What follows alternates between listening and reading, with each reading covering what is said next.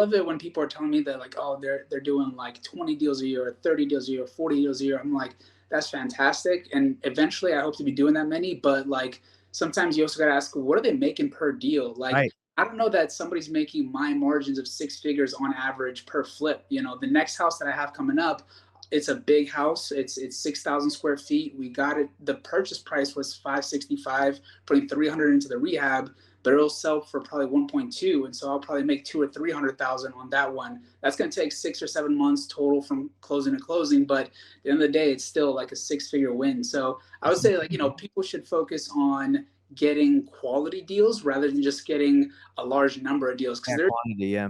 there's something to be said about scaling and volume, but sometimes I'd rather do one deal and make 100 grand than do three deals and make 30 grand. Go to investorthrive.com right now to check out some of our free training on how you can make money as a real estate investor, or schedule a time with me so we can chat about our mastermind mentorship and how we can help you learn how to wholesale nationwide and grow your business. What's going on, Daniel? Hey man, how's it going? Just another busy day, just Yeah, yeah. living the dream. Well, I invited you on here. I'm glad you're able to make it. Investor Thrive Nation. This is a podcast we're doing with Daniel. He's flipping homes in East Cobb, and today we're just going to chat and find out, what got him into real estate, what's got him doing his thing, basically. Like, why have you decided to go? It's pretty much high end flips, right? That's like what you're trying to do, right? Yeah, I would say it's high design, and then I've done a number of houses that are entry level, some are mid level, and some are seven-figure homes. So, just like to focus on doing good design with quality materials. I think that comes across as high end, but really it's I've had starter homes and I've had luxury homes. So, High quality. I I, like that. Sweet. Well, Investor Thrive Nation, thanks for tuning in. Please like, subscribe, hit the bell icon. And for people that are watching live right now, thanks for tuning in. If you have questions, ask your questions. And at the end of the podcast, we can answer them. Any questions you have for Daniel. And then also, Daniel, if you would like, you can share your social media stuff so people can reach out to you if they have any questions for you on how you're doing what you're doing. Is that cool? that works. Okay, so let's just dive right into it, man. So what got you into real estate? I know you were probably doing something else before flipping, right? I was in banking for 10 years on the trading floor, so pretty fun time, so from 2012 to just recently when I went full-time real estate. But I got into real estate because I had kids, and so my wife and I were looking for a house, and I had always bought my primary residence as I was an analyst and kind of got out of college. But at some point, we wanted a yard. We wanted a good school system, and so East Cobb in Marietta is kind of the place where people go. But even after working in banking for a few years, I really couldn't afford anything other than a fixer-upper in the neighborhood that I'm at right now. Mm-hmm.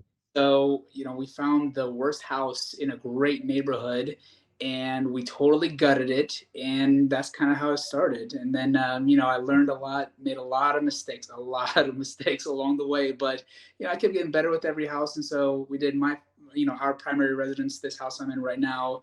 Then I bought my first actual flip investment property, Mm-hmm. had to go through evictions to get the tenants out. One guy I had to evict twice, and that's a different story for another time. Well, But you got to tell us that story on here. You got to tell us that story sometime. I was a nice guy and I was trying to let people like, hey, you need to either pay rent or move out. And one guy was basically the worst tenant. So I had him evicted. Judge Mhm. gave me the eviction order, but I was still trying to be nice. I was like, hey, man, I could come with the sheriff. Like, apparently evictions expire. So Oh literally, the gosh. sheriff came and said that if you don't let him back in, which was the judge's orders, right? The eviction was expired.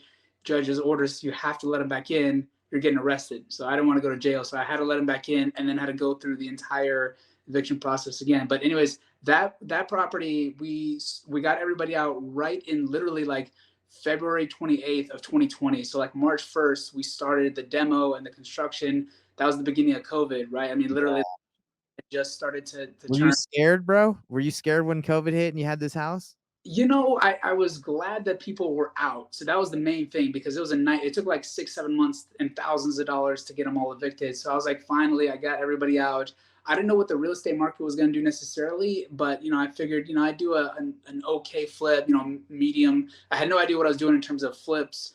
Mhm. And then once I was getting through construction, I had the drywall up. I was looking at comps and everything. The same person's name kept popping up as the agent for a lot of the best comps in the area. So I Yeah. literally called that agent. I said, "Hey, I see you doing a lot of business in this area, and the houses are beautiful. So would you come and give me advice on mine?" It turns out that he was the investor and the agent selling them. So No. he became like a mentor to me, and he said, "Hey, you need to make sure you put in at least these level of materials, these levels of finishes. Don't go cheap, don't go laminate, don't go 99 cents a square foot stuff, go Mhm. quartz." And we ended up sending the highest comp for that property in the area. So people were using my house as a comp for other, wholesale deals, fix and flips. And so from there, I did a couple more deals. It was all during COVID, and obviously the market was appreciating, so we did really Oh, well on all of it. crushed. Uh, again, the market was really good, but I've averaged six figures on all my flips in the last few years. So Feels um, good, doesn't it? yeah, it feels good. A lot of them, they were all full guts though. So only just recently did I do my first flip that was literally cosmetic. I did new carpet, new paint, changed the light fixtures, the doorknobs, just basic stuff. Light It's rehab. under contract. I think I bought it for 380 from a wholesaler. Put like 20 grand into it for the cosmetic stuff, and we just got under contract at 510. So that'll Oh, be yeah, after commissions and everything, probably like a $60,000-$70,000 profit for just a cosmetic deal. bro, and that's like was it like a 3-month, hold time or 4 months? How long did you hold on to it? I mean, so the prior owner needed 30 days to move out of it, so we held it for a month. The actual construction of paint and carpets and whatever took about 30 days. And so we just went under contract last weekend. And so 3 weeks from now. So it'll be less than 90 days from closing to closing. Dude, So that is amazing. And that's why wholesalers are so useful for us. Like I'm flipping right now, but also like we wholesale, but now we're keeping a lot because as a wholesaler, I would be like, look, I'm just trying to make 10 or 15 or 20. So that wholesaler probably made that and gave it to you, and you're gonna make 60 with about a month of work, like of yeah. actual legit work. Um, it's awesome, isn't it? Yeah, and I think that people really underestimate like networking, right? It's like I try to get to know every single wholesaler operating in my area because they might have a deal at some point that, oh yeah, we did a deal like 3 years ago and now we're doing another deal, right? So the more people you know, obviously the better. But then at the same time, I make offers to wholesalers the same way like I make offers to, for sale by owners or some Yes. on the MLS, right? So the wholesaler initially, I think he was asking like 420 and I got him down to like 380. Ye So he ended up scraping like 5 grand out of it, which is still great for him, for an assignment fee. Yeah, for sure. Yeah. But so But it's so great, especially if he couldn't sell it to anyone else. He it's better to make nothing and make something than nothing. oh no, I just think I was the first one and I was the most aggressive. Like I jumped on it. I actually started with a low ball offer at 350, which I knew he wouldn't take, but like he Yeah. started at 420. I went 350. We met somewhere in the middle, like 380. Good And so job, man. he still made a $5,000 assignment fee, which is nice. But it was still a good deal, and I'm looking at other deals that he's got as well. So it was a nice story. So that's That's that's really the real estate journey. It started with my own personal house, and now we're doing. I think if I close this will be the fifth deal I did in the last 12 months, and I'm hoping to do another five before the end of the year. I think that's awesome, man, because as I started out wholesaling and I'm teaching you like how to find those leads and stuff like that. But as a wholesaler, like you have to do more deals and you're getting like less, your assignment fees aren't always that big. They're like average of 15 to 20. But what you're doing is you're like, hey, I don't need to be doing 5 flips a month yet, right? You're like, let me do 1 or 2, work my way up, and I'm making big spreads, right? Yeah, So that's awesome. And that's kind of what we've been doing too, is we've been sprinkling flips in with wholesales. Like we've we have a flip closing tomorrow that is 88K that we're making on it. And same situation as you. Bought it, carpet paint, listed, gone within 3 months, 90 days, you know? that's awesome. Yeah, Yeah. listen, I love it when people are telling me that like, oh, they're doing like 20 deals a year, or 30 deals a year, 40 deals a year. I'm like, that's fantastic. And eventually I hope to be doing that many, but like sometimes you also gotta ask, what are they making per deal? Like Right. I don't know that somebody's making my margins of six figures on average per flip. The next house that I have coming up, It's a big house. It's 6,000 square feet. We got it. The purchase price was 565, putting 300 into the rehab, but it'll sell for probably 1.2, and so I'll probably make 2 or 300,000 on that one. That's going to take 6 or 7 months total from closing to closing, but at the end of the day, it's still like a six-figure win. So I would say, like, people should focus on getting quality deals rather than just getting a large number of deals, because Yeah, quantity. Yeah. there's something to be said about scaling and volume, but sometimes I'd rather do one deal and make 100 grand than do three deals and make 30 grand. It's still Yeah. the total dollars of profit, but it's fewer times you gotta get financing. It's fewer times you gotta send your painter to a house or your electrician or whatever else. So I try to focus on bigger tickets, even if that means fewer of them. And I'm in agreement with you because average wholesale fee for most people it's like 15K. Some people in California they're like at 70, right? It depends on the market you're in, Sure. um but yeah, you do 5 or 10 wholesale deals a month. That's 5, 10 deals you have to take to title. You got to like make sure everything is going smooth. Um I don't know. Do you know who Jerry Norton is? Do you follow him at all? Like seen any of his YouTube videos? Seems familiar. I've probably seen him around, but I don't actively follow him. Yeah, it's all good. So he's one of my mentors and he flips high luxury, like high end stuff in the millions, 2 millions, 3 millions. And I think his average, he was selling me like on one flip, he made like 2 million on a flip, right? So just look at that. Like, okay, you can be a wholesaler and you can do 10, 15 deals a month, or you can spend your whole year on one giant flip and then be done and be like, make more than you probably would have as like doing all that volume, right? Yeah. Yeah, exactly. I mean, so the big one that I'm working on right now could be 2 to 300,000. It's a lot of square footage. It's a lot of big ticket items, right? And it's going to be a seven-figure flip. So I hired a designer, I hired an architect, make sure that I'm not just drawing this in crayon and trying to think of things that I like. I want professional help. So between Right. agent, who's more like my mentor, he plugged me in with a lot of his teams, his architect, his designer. So this thing's going to be sick. And I'd rather do a few of those. I'd rather do two or three of those, make a 500,000 a year and be really well positioned than do 10, 15 deals where I'm scraping 30, 40, 50. Not that that's a place to start, but it's just my personal preference. Yeah, and what you're saying, what I'm saying, it's not bad for anybody that does whatever model. I think it's risk tolerance, right? Right. Like you are willing. Some people wouldn't want to be holding on to a house at 500,000 and putting in 300. They might feel like that's really risky. But for you, you're like, hey, the reward is there, and I got to do like you said, maybe less work than 10, 15 deals to get that amount of money, like that profit. And I think you're positioning yourself really well because if the market, they say it's cooling down, we'll see what happens. But your homes that are done with high quality, high end quality, like they're gonna sell before, like faster, or gonna be more, I guess, sought after than someone that does a crappy job. Especially when the market cools, they're gonna want the best houses. I think so. I think, the things that I've been taught have been the three P's, right? There's product, placement, and price, right? The price you should be determined by your market, and so I won't spend too much time on that. Like, you obviously shouldn't overprice, otherwise you're going to sit on the market. If you underprice, people are going to think there's something wrong with the home. So price in line with the comps. Placement is all about staging and photography, right? You see a lot of people that use their iPhone and have an agent do iPhone photos, and Yeah. those are terrible, right? And that's just not going to excite anybody when they see the house, or they do cheap virtual staging. Like, you're selling, the way my agent says is, you're selling more than just sticks and bricks, right? You Yeah. need the idea of the home, and that comes with staging, that comes with photography, with placement. And so we've got a really good staging company. And I'll be honest, it's probably one of the most expensive staging companies. On this cosmetic one, I spent 4,200 on staging, which is more than I spent on paint, which is more than I spent on carpet, right? The Wow. staging alone is 4,200, but it looks incredible. We had so many showings, right? Is that the one that you just listed? You just told me that is under contract? Yeah, exactly, That thing exactly. looks awesome, man. That Yeah. thing looks really good. So sorry, this is my 3-month-old in the background, if you can hear. I Um, I actually can't hear, so it's all good. but product is the biggest thing, right? And for me, I like the total gut jobs, because when you're flipping a house, it's hard to decide. Okay, well, I'm gonna keep the roof. I'm gonna change a couple of the windows, but I'm gonna paint the cabinets, right? When you go kind of, it's not new, but it's old, but it's been painted.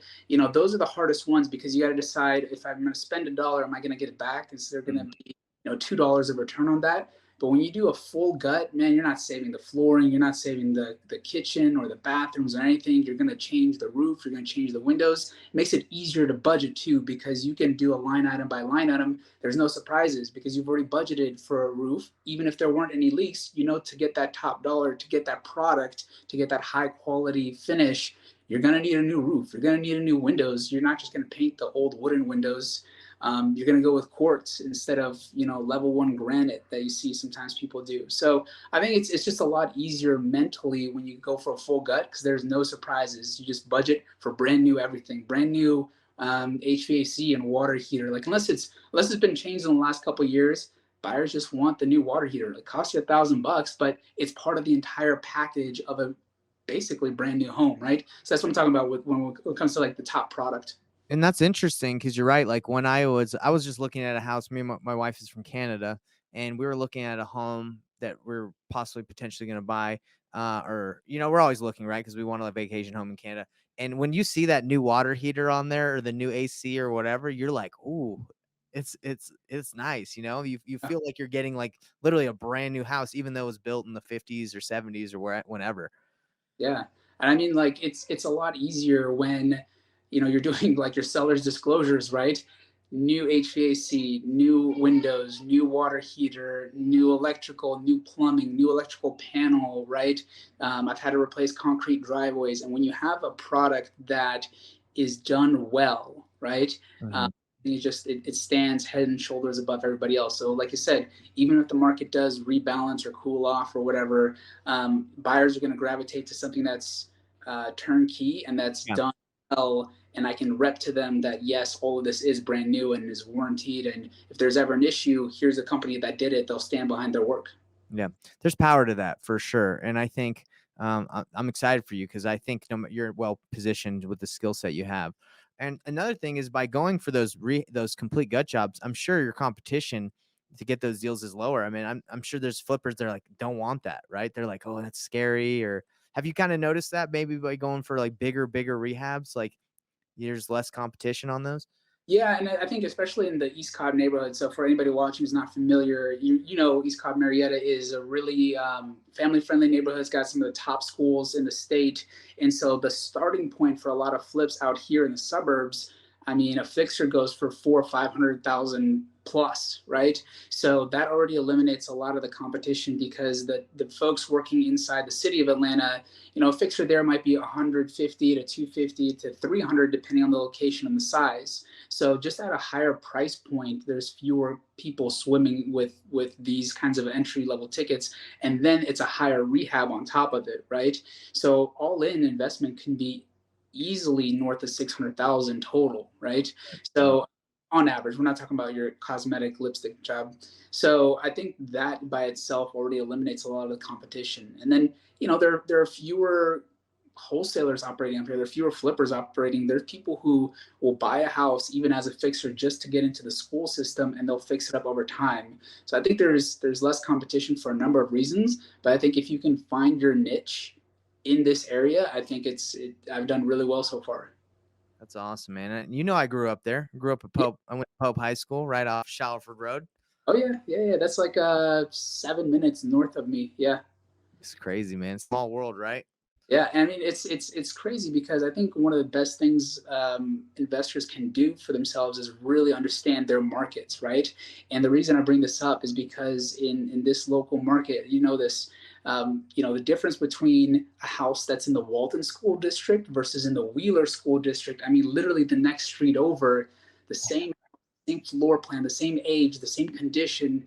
That value can be anywhere between $50,000 and $100,000 difference because it's in a different school district. Now, Wheeler by itself is a great school, but that there's so much more buyer demand for Walton. So just Yeah. knowing your pockets and knowing your niche and knowing what are the driving factors for that neighborhood is I think is what new buyers and new investors should be focusing on. Man, I love the data. That's data you're diving into, right? Like you're trying to find out, understand your market. I was interesting. My buddy that I grew up with in Georgia, two of them came and visited me 2 weeks ago, like a couple weeks ago, and we were talking about the schools that we went to, right? Because we grew up and went to Pope. You got Laster, got Walton, and we were like, I didn't really realize it, but going to those schools, those were really great schools in that area, right? So exactly what you're saying is like, I took that for granted. I didn't know, but it's true. As an investor, you're like, hey, these areas are money because people love the schools. So if I can get something in this area, it's going to be able to sell quicker than in the Wheeler district. Just like what you said. I don't think a lot of investors think like that.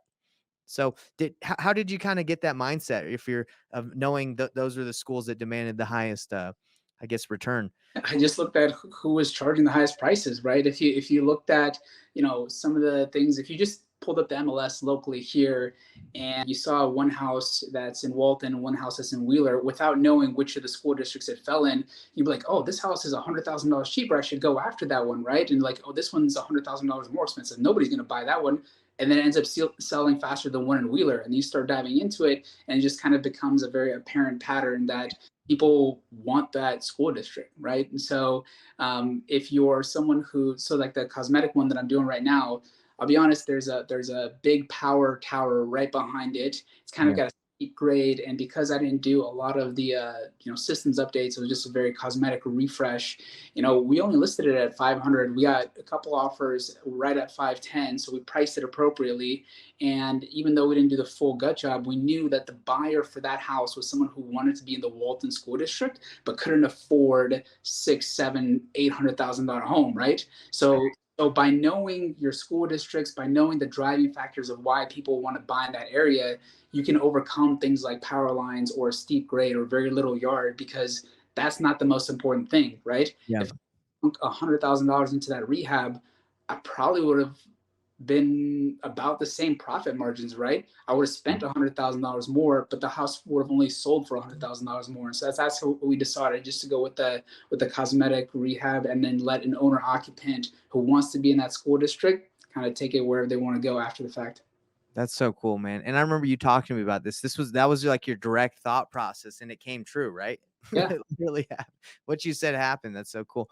Um, and I think it's really important. Most of the people that watch this are wholesalers, right? They want to find the deals for the flippers. And as you're kind of in the flipping process, you're already doing that. And I'm showing you how to find those deals so you can source them yourself, right? Because you definitely can use, wholesalers, networking, Sunday, different platforms. That's how we get a lot of our deals. But it's also you can get deals from, targeting those areas of marketing.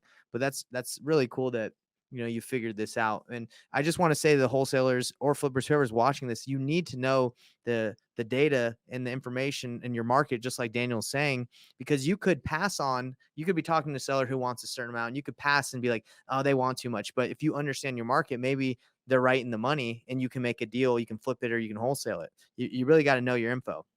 Yeah, exactly. And I think, it's so interesting because a lot of the deals that I picked up from wholesalers, I'm gonna be honest with you, are probably deals that were mispriced because the wholesaler didn't know that, like, for example, the house that's the cosmetic one, it's right on the border. I mean, like the last street of the Walton School District, right? The next street over is Wheeler. And Mhm. so maybe they knew or didn't know, which school district it fell into, and they underpriced the house, right? And so when they sent it out, I was like, holy guacamole, these are the stats, what they're asking, mine. Just I'll take it. Like I walked it 30 seconds, make sure the house wasn't falling over. I was like, yeah, this is mine. I'll figure out the financing later. And so I just, whatever it is you're doing, if you're wholesaling and you're talking to a seller and they want too much, maybe there's a reason that they think that a house is worth that much. Look into it. Are they in the right school district? Are they on a golf course and you just don't know that you're in a golf community or whatever it is? Maybe they are asking too much for it, or maybe someone's asking for 400 when that house really should be 600, and suddenly you've got a windfall profit. But the more you know as a wholesaler going into it, I think the better prepared you'll be to either walk away from the deal or jump all over it. Dude, and you got a great competitive advantage because you're like zoned in, locked in on an area, and you know that, and you're getting to know it extremely well. A downfall of a lot of wholesalers, including like kind of what we do, is we do nationwide, right? So we target multiple areas, hoping we can get leads at cheaper costs, which is true. If you target another area, it gets a little bit more expensive. But with pay per click, we target the like different states. Yeah. So if we get something like, for example, in East Cobb, and if I didn't know the area like you do, and I know, we wouldn't know. Like we would think a seller, if you just look at Zillow, you'd be like, oh man, they're completely crazy, right?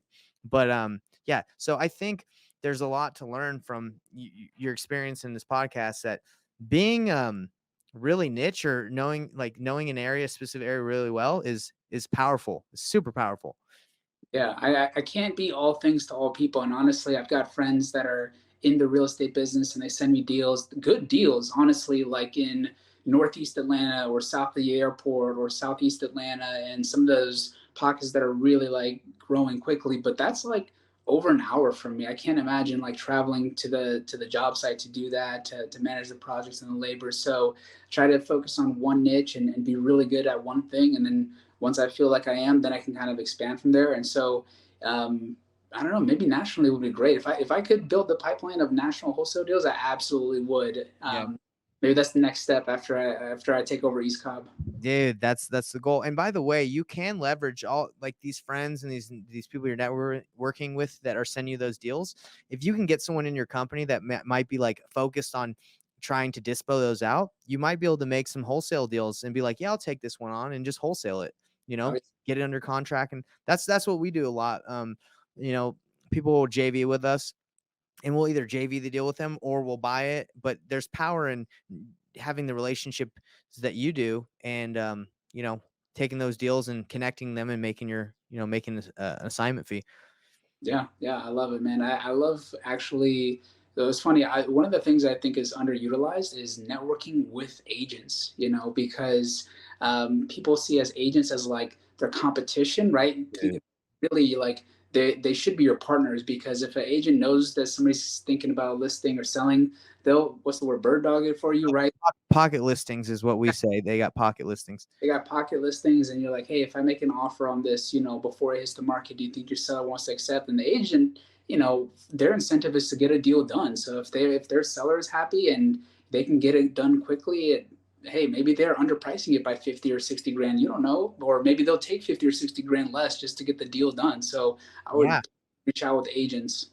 Dude, I mean, exactly what you're saying is what we try to do. We try to connect with agents, network with as many people as possible, because, we've done deals with agents where, with pocket listings, or they'll have a house listed and they've taken bad pictures, and we'll make an offer, and then we'll wholesale it, and knowing like, hey, they just didn't do the best job at, marketing this property. Right. So, Yeah. no, that's exactly true. I mean, that's so true. Like, a lot of people go into this business and they're like, let me spend a ton of money like on marketing. It's like, hey, if you just network and you do a little here and there, and are, like you said, if you were to reach out to every agent in East Cobb and you were like the go-to guy, like, hey, I buy houses and I'll literally close on them within a week, like, you're gonna get deals. Oh yeah. Oh yeah. And again, networking with other wholesalers too, because I'm still new at the wholesaling part. So I feel like, for example, there was a house a couple streets over that I saw, like I thought was maybe a moving vehicle, or like they're just either buying furniture or selling furniture. I didn't know exactly what was happening, but I knew it was old folks that lived there. The house was older, and I turned it to one of my wholesale buddies. I was like, hey man, can you go run this down for me? Like, if you can get it under contract, I'll pay you an assignment fee, whatever, 5-10 grand, and then we both get a deal. Like, he's the expert at negotiating and calling and the scripts, and I'll get there myself eventually. But for right now, I was like, man, I saw this deal, and I'm not afraid to turn it over to this wholesaler because he and I have a good working relationship. If he can get it under contract for me, then I know he's going to show it to me first, and then we can do a deal. And if I can't do it and he still wants to wholesale it to somebody else, he's Right. got investors that can, he can dispo too.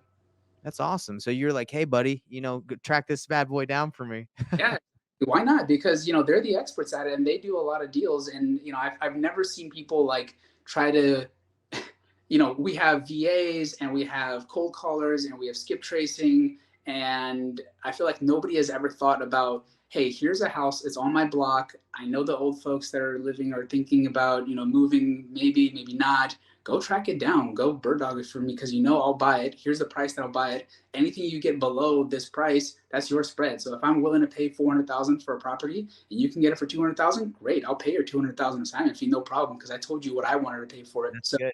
you know, And I know a new wholesaler, experienced or new, would love that. They'd be like, "Oh, you're telling me if I can get this house for this price, you'll buy it? Okay, let me just go try and negotiate it." Yeah, yeah, it sounds like a good move. I'm And not telling you the buy box or anything. I'm telling you this specific address. Here's a photo of it. Go and get it. yeah, that's awesome, man. That's really cool. Well, it sounds like you got a good strategy going, and you joined the Investor Thrive Mastermind, and I'm trying to give you as much I guess help or I don't even know the word. I'm gonna provide value. Value, yeah. Yeah, mentorship and value because I want to help you succeed, man. Because I really believe like you can use the different platforms that we use, and you can use leverage your relationships to get deals. But I also believe that with targeting those specific areas with either mailers, cold calling, and just pulling those lists in the area, you're gonna be able to get some deals out of there. Yeah, absolutely. I literally the reason I haven't dug into it more is right now my hands are full with three flips. I got three kids, but also got three flips right now, and they all should be done within like 4, 5, 6 weeks. And then I am cracking that blueprint open, baby. I've got list Track pull, that thing.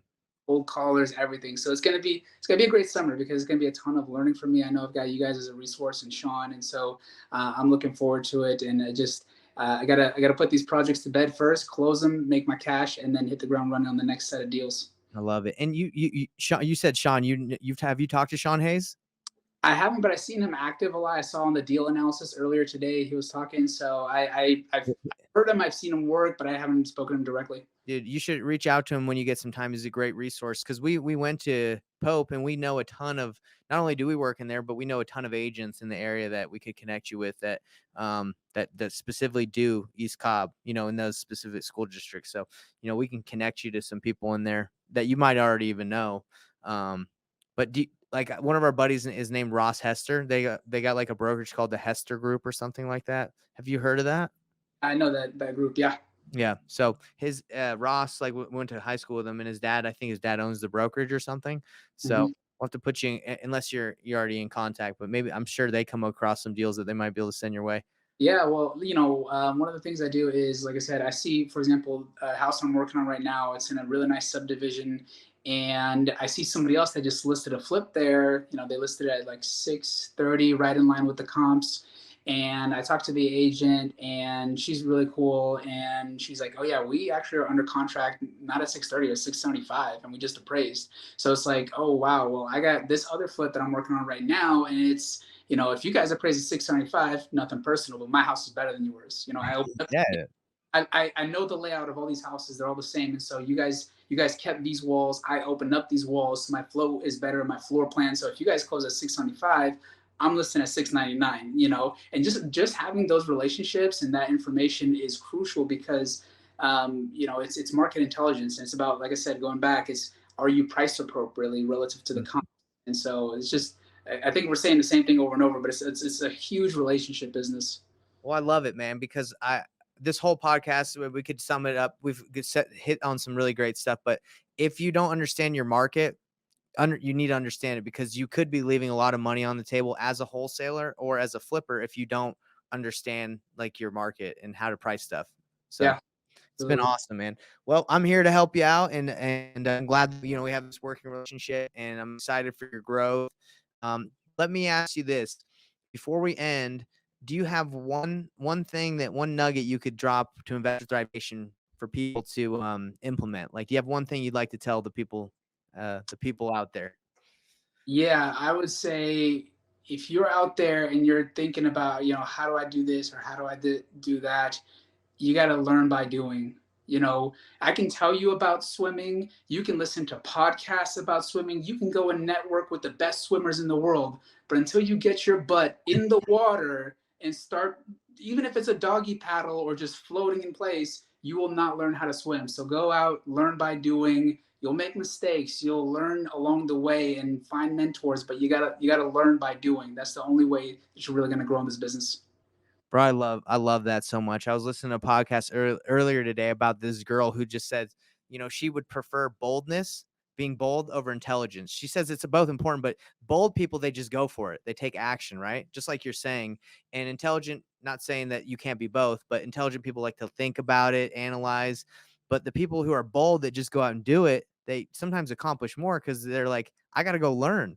And having a mentor, taken a lot of coaching, what they don't really make you do the actions. They kind of guide you and kind of coach you along the way, but you got to go do it. You got to go swim. for some people a little higher level if they're just wholesaling, but this is what this is what happens. You get into deals, then you start flipping, then you start keeping, then like you start lending your own money. There's levels of this, and it's exciting.